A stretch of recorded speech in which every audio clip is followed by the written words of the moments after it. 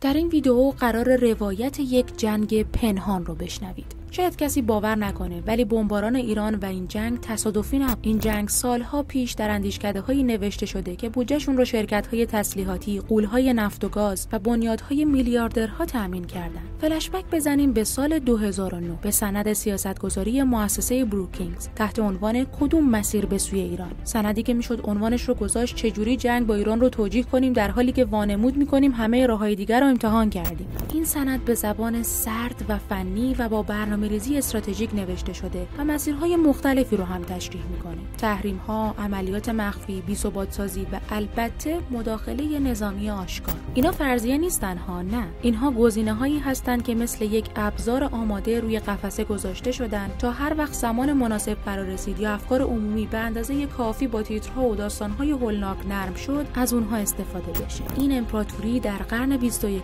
اینجوری کار می‌کنه. اول دولت و حامیان شرکتیش بودجه اندیشکده‌های بظاهر بی‌طرف رو تامین می‌کنن تا پیشنهادهای سیاستگذاری تولید کنن. این اسناد توسط مقامات سابق دولتی، استراتژیست‌های نظامی بازنشسته و تکنوکرات‌های فارغ التحصیل دانشگاه‌های نخبه تدوین میشه. بعدش وکلا این اسناد رو بازبینی می‌کنن و نظرات اونها رو به متن‌های قانونی قابل ارائه در مجلس تبدیل می‌کنن. لابیگرها که اغلب خودشون هم از همون اندیشکده‌ها هستن، این بسته‌ها رو به دست قانونگذارانی میرسونن که به حمایت مالی همون حامیان وابستن. پیچیده شد نه؟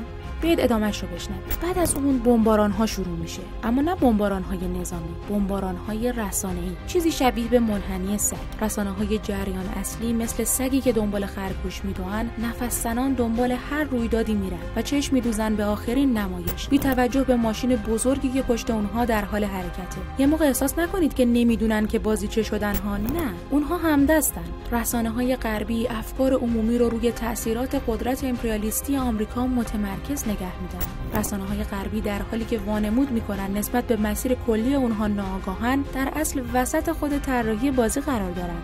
طنز ماجرا اینجاست که این برنامه‌ریزی‌ها اصلاً مخفی نیست. همه چیز در معرض دید عمومه. گردش افراد بین اندیشکده‌ها، کنگره، پنتاگون و صنایع نظامی کاملاً مستندسازی شده است. اما خب پذیرفتن این واقعیت یعنی روبرو شدن با این حقیقت که آمریکا حداقل در حوزه سیاست خارجی هیچ شباهتی به یک دموکراسی واقعی نداره. این یه امپراتوریه، نه دموکراسی. یه امپراتوریه با دو حزب سیاسی که هر دو بخشی از سیستمه و رسانه‌ای که آموزش دیده همه چیز رو توجیه کنه. و این ماشین خوب کار میکنه چون نمایش اونقدر قشنگ ساخته شده که خیلی ها هنوز فکر میکنن آمریکا قهرمان داستانه.